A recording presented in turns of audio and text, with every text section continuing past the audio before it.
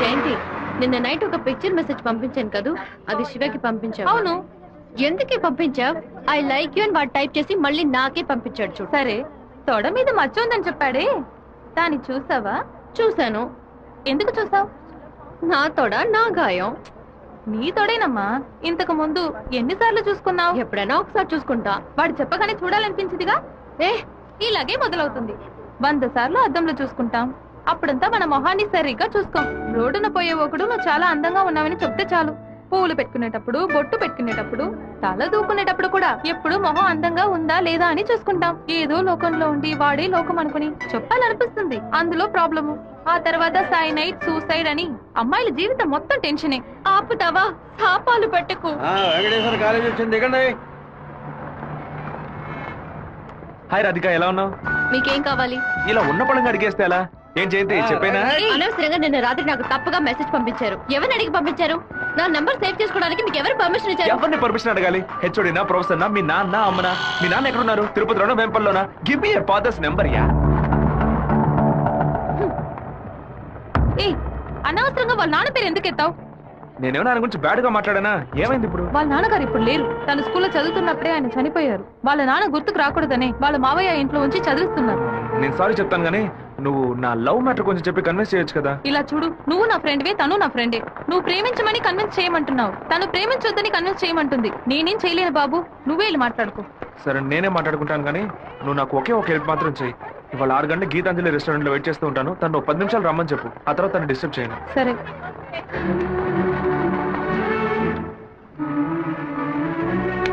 బావా, ఈ విషయాన్ని అయ్యగారికి చెప్పమంటావా చెప్పొద్దటావా?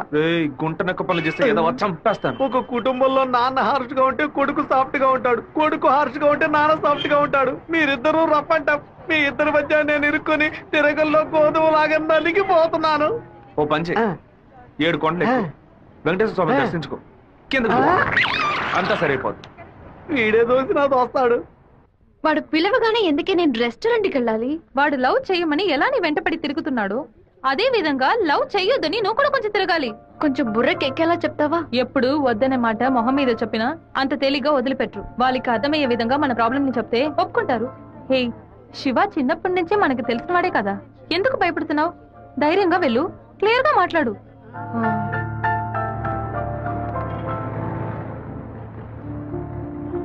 రండి సార్, రండి. లోపలికి రా. లోపలికి వచ్చండి. ఎందుకు ఇలా టెన్షన్ అవుతున్నావు? కొంచెం నార్మల్ గా ఉండు. మీ నాన్న గురించి మాట్లాడేందుకు సారీ. ఎందుకు ఇక్కడికి రమ్మన్నారు? ఏం మాట్లాడాలి? 8వ క్లాస్ చదువుకునేటప్పుడే మనసులో చిన్న లవ్, కానీ ఎలా చెప్పాలో తెలియలేదు.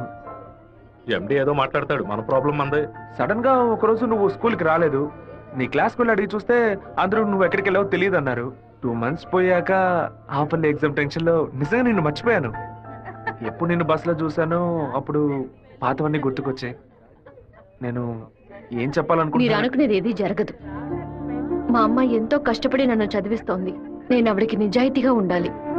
ప్రేమ పేరుతో బైక్ లో తిరగటం, సినిమాలకు వెళ్ళడం, పార్క్ల చుట్టూ, రెస్టారెంట్ల చుట్టూ తిరగడం నాకు అస్సలు నచ్చదు. నేను అలాంటి అమ్మాయిని కాను. నెక్స్ట్ వీక్ మీట్ అవుదాం, సరేనా? Okay okay. నేను చెప్పింది మీకు అర్థమైంది అనుకుంటాను. సెట్ పూరి, దయచేసి నా బాధను అర్థం చేసుకోండి. ఇంకా హలో, నీకేమైనా బుద్ధుందా? లోపల మనుషులుంటే ఎగేసుకొని తెరిచి పడి చూస్తున్నా. మామయ్య, అది నేను మామయ్య.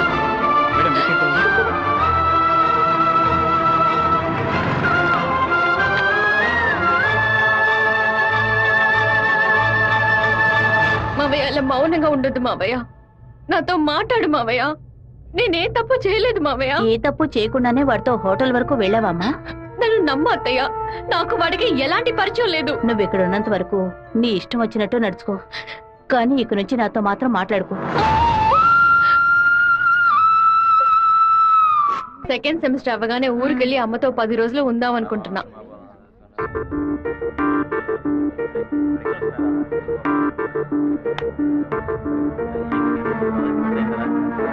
నీకు అసలు కనికరమే లేదా? ఎందుకు నా వెంటపడి టార్చర్ పెడుతున్నావు? మావయ్య నన్ను అసలు ఎంత అసహ్యంగా చూశాడో. ఇన్ని రోజులు కన్న తల్లిలా చూసుకున్న నా అత్తయ్య నాతో మాట్లాడనుంది.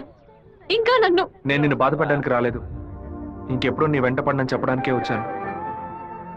ఆ రోజు నేను బస్సులో చూసి నువ్వు రాధికవేనా అని అడిగినప్పుడు నువ్వు శివవే కదా, నువ్వు మామూలుగా అడుగుంటే నా పాటికి ఒక బాయ్ చెప్పి నేను వెళ్ళిపోయి ఉండేవాడిని. నువ్వు కాదు కాదు అంటూ నాకు అవును అన్నట్టు అనిపించింది. నువ్వు వద్దు వద్దు అంటుంటే నాకు కావాలనిపించింది. అందుకే కొంచెం ఓవర్గా బిహేవ్ చేశాను. బైక్లో తిరగడం, సినిమాలకు వెళ్ళడం, పార్కులు, రెస్టారెంట్కి వెళ్ళడం, ఇలాంటి లవ్ అంటే నాకు నచ్చదు. నిన్ను పెళ్లి చేసుకోవాలని ఆశ అంతే. ఇవాళ నుంచి సరిగ్గా 6 నెలల తర్వాత ఒకే ఒకసారి 2 నిమిషాలు నేను కలవడానికి వస్తాను. నువ్వు సరే అంటే నేను పెళ్లి చేసుకుంటాను, వద్దు అంటే నా తలరాత అంతే అనుకుని వెళ్ళిపోతాను. ఒక మగాడి కష్టం వస్తే అది తన వరకే ఉంటుంది, కానీ ఒక అమ్మాయి కష్టం వస్తే అది తన కుటుంబాన్ని బాధిస్తుందని నాకు అర్థమైంది. నాకు ఒక తోడబుట్టిన చెల్లెలు ఉంది. ఒక ఆడదాని కష్టం ఏంటో నాకు తెలుసు.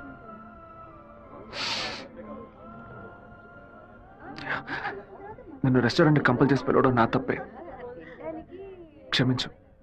ఆ ఎయిర్పోర్ట్ పక్కన ఉన్న ప్లాట్ ని ఎవ్వరికి చూపించొద్దు అని చెప్పాను కదా. నువ్వేమో 2 ఏళ్ల క్రితం రామనాథం అనే వ్యక్తికి అమ్మావు. ఎయిర్పోర్ట్ అక్విజిషన్ నోటీస్ చూడగానే వాడు కుటుంబంతో పాటు ఊరేసుకుంటానని తాడుకోవడానికి వెళ్ళాడు. బాగుపడతావా? వాడు మాత్రం ఆ స్థలం కొన్నాడా? మొత్తం 160 మంది కొనుక్కున్నారు.